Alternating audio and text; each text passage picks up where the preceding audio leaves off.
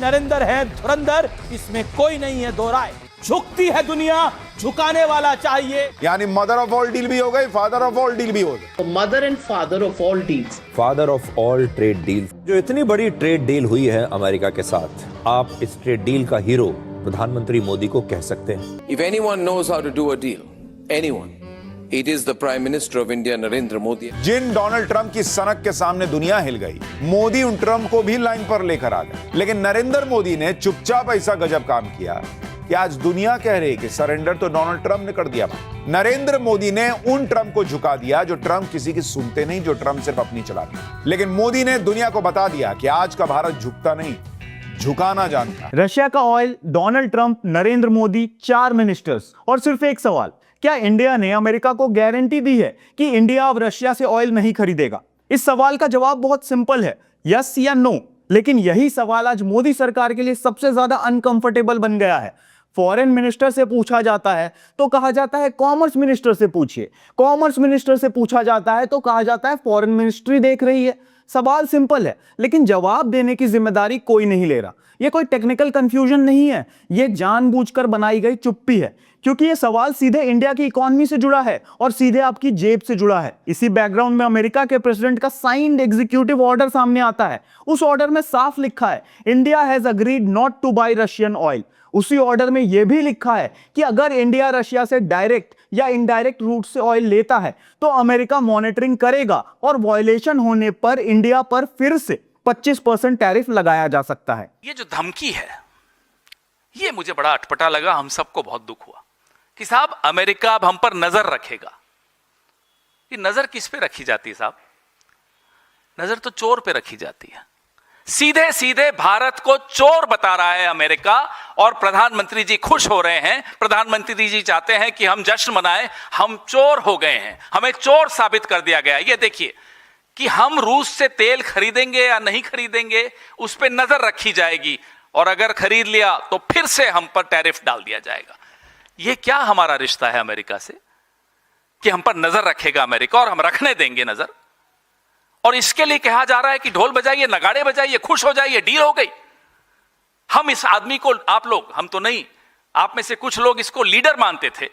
हम तो कहते थे लीडर तो नहीं है, चलो डीलर होगा, और ऐसी डील लाया तो ना लीडर है ना डीलर है। ये है क्या?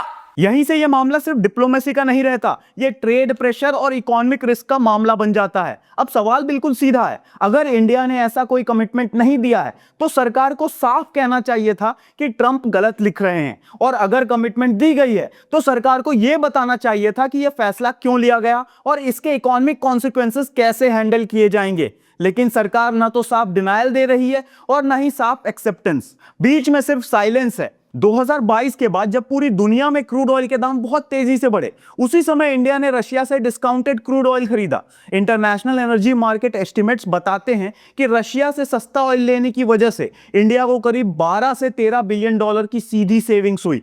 कुछ एस्टिमेट्स इस बेनिफिट को 15 से 17 बिलियन डॉलर तक भी मानते हैं। इसका सीधा असर इंडिया के इंपोर्ट बिल पर पड़ा, रिफाइनरीज को बेहतर मार्जिन मिला और डोमेस्टिक फ्यूल प्राइसेस पर दबाव कुछ हद तक संभला रहा। रशिया से ऑयल लेना कोई आइडियोलॉजी नहीं था, यह एक प्रैक्टिकल इकोनॉमिक डिसीजन था। अगर इंडिया अब रशिया से ऑयल लेना कम करता है या बंद करता है तो वही ऑयल मिडिल ईस्ट और दूसरे सप्लायर से ज्यादा महंगे दाम पर खरीदना पड़ेगा।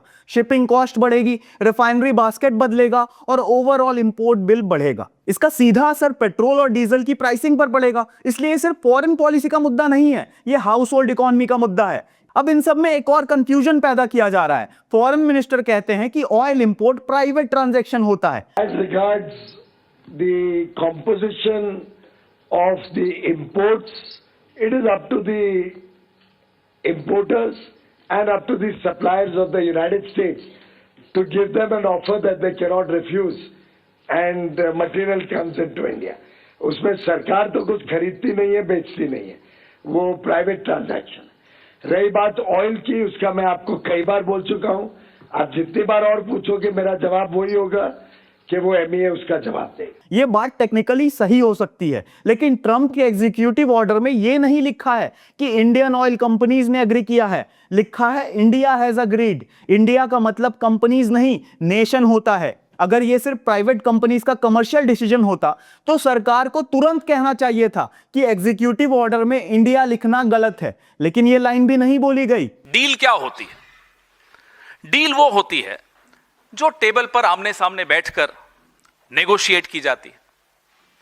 कनपट्टी पर बंदूक रखकर, कोई सीडी दिखाकर, ब्लैकमेल कर कर जो होता है वो डील नहीं होती, वो सरेंडर होता है। नाम नरेंडर, काम सरेंडर। वो नरेंडर है, वो हम नरेंद्र गलत बोलते हैं। नाम नरेंडर, काम surrender.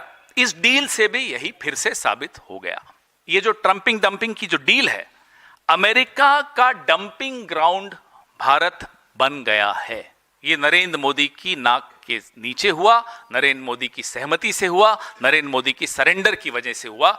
India has become a dumping ground of America. यही पूरे मामले का कोर है। और जब सवाल ऑयल का है तो पेट्रोलियम मिनिस्टर हरदीप सिंह पुरी इस पूरे मामले में सामने क्यों नहीं आ रहे? ऑयल सेक्टर सीधे पेट्रोलियम मिनिस्ट्री के अंडर आता है, लेकिन पूरे एपिसोड में पेट्रोलियम मिनिस्टर की आवाज गायब है। एक तरफ 2022 से इंडिया रशिया से सस्ता ऑयल लेकर अपनी इकोनॉमी को कुशन देता रहा, दूसरी तरफ अब एक फॉरेन गवर्नमेंट अपने ऑफिशियल ऑर्डर में यह तय करके दिखा रही है कि इंडिया क्या करेगा और क्या नहीं करेगा। इस डील के बाद एक्सपर्ट्स ये भी कह रहे हैं कि इंडिया अमेरिका के गुड बुक्स में बने रहने के लिए फ्यूचर में बड़े परचेस कमिटमेंट्स का सिग्नल दे रहा है। मतलब एक तरफ चीप ऑयल छोड़ने का दबाव और दूसरी तरफ फ्यूचर इंपोर्ट बिल्स का बोझ।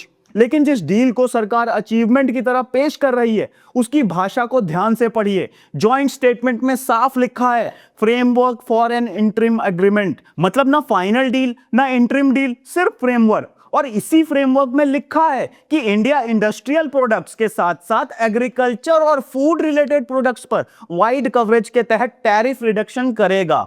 यहीं से किसानों का सवाल पैदा होता है। अब तक इंडिया एग्रीकल्चर इंपोर्ट्स पर औसतन 14% से ज्यादा टैरिफ लगाता रहा है। फ्रेमवर्क के बाद यह धीरे धीरे जीरो टैरिफ की तरफ जा सकता है। इसका सीधा असर सोयाबीन, एप्पल, आलमंड, वॉलनट और दूसरे हाई वैल्यू फार्म प्रोडक्ट्स पर पड़ेगा। इंडियन फार्मर्स को उन देशों के प्रोड्यूसर से कंपीट करना पड़ेगा जहां हैवी सब्सिडी, चीप लॉजिस्टिक्स और स्ट्रॉन्ग एक्स्ट्रा सपोर्ट मिलता है। इस पर former finance minister P Chidambaram साफ कहते हैं कि यह कोई प्रॉपर बायलैटरल ट्रेड एग्रीमेंट नहीं है, यह सिर्फ एक वेग फ्रेमवर्क है और वो भी साफ तौर पर अमेरिका के फेवर में टाइटल्ड है।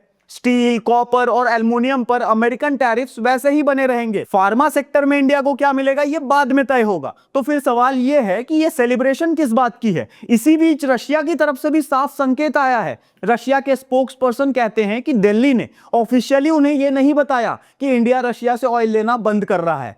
क्रेमलिन यह भी कहता है कि इंडिया रशिया स्ट्रेटेजिक पार्टनरशिप उनके लिए इंपॉर्टेंट है। अगर इंडिया ने सच में कमिटमेंट दी है तो रशिया को ऑफिशियली क्यों नहीं बताया गया? और इस पूरी कहानी में एक और बड़ा ट्विस्ट है। एनर्जी मार्केट डेटा बताता है कि जब इंडिया रशिया से ऑयल कम लेता है तो वही ऑयल चाइना खरीद लेता है। बैरल्स गायब नहीं होते, बायर बदल जाता है। रशिया से चाइना के इंपोर्ट्स तेजी से बढ़ रहे हैं। मतलब अमेरिका के दबाव में इंडिया पीछे हटता है और फायदा चाइना को मिल जाता है। अब फॉरेन मिनिस्टर एस जयशंकर की पुरानी बात याद कीजिए। मुनीक सिक्योरिटी कॉन्फ्रेंस में उन्होंने कहा था कि मल्टीपल ऑप्शंस रखना स्मार्ट पॉलिसी है। कुछ महीने पहले उन्होंने यह भी कहा था कि फार्मर्स और स्मॉल प्रोड्यूसर्स हमारी रेड लाइन है। आज वही फॉरेन मिनिस्टर एक सिंपल सवाल पर चुप है। Should it be a problem if I'm smart enough to have multiple options? You should be admiring me.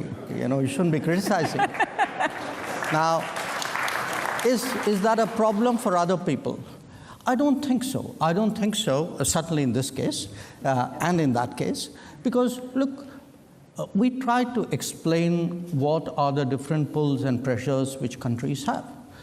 And it's very hard to have a unidimensional relationship. अगर India ने Russia से oil न लेने का फैसला अपनी मर्जी से किया है तो सरकार को साफ बोलना चाहिए था। जयशंकर को सामने से कहना चाहिए था कि हाँ, हमने ये फैसला लिया है। लेकिन यहां साइलेंस है। यही साइलेंस मीडिया में भी दिखती है। मेजर हेडलाइन से रशिया वाला एंगल हल्का कर दिया गया। मॉनिटरिंग क्लॉज पर कोई सीरियस डिबेट नहीं दिखती। जर्नलिस्ट एमके वेन्यू पूछते हैं कि ये कैसा फ्री ट्रेड फ्रेमवर्क है जिसमें इंडिया फ्यूचर में करीब $500 बिलियन तक बाइंग का सिग्नल देता है, लेकिन अमेरिका कोई रेसिप्रोकल कमिटमेंट नहीं देता।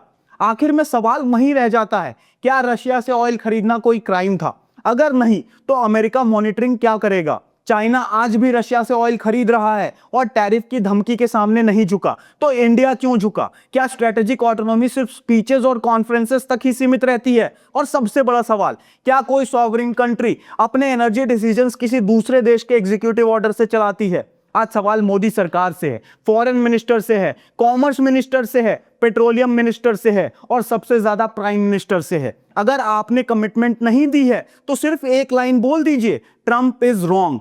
दिस वाज नो नॉनसेंस, मुद्दे की बात बिना बकवास।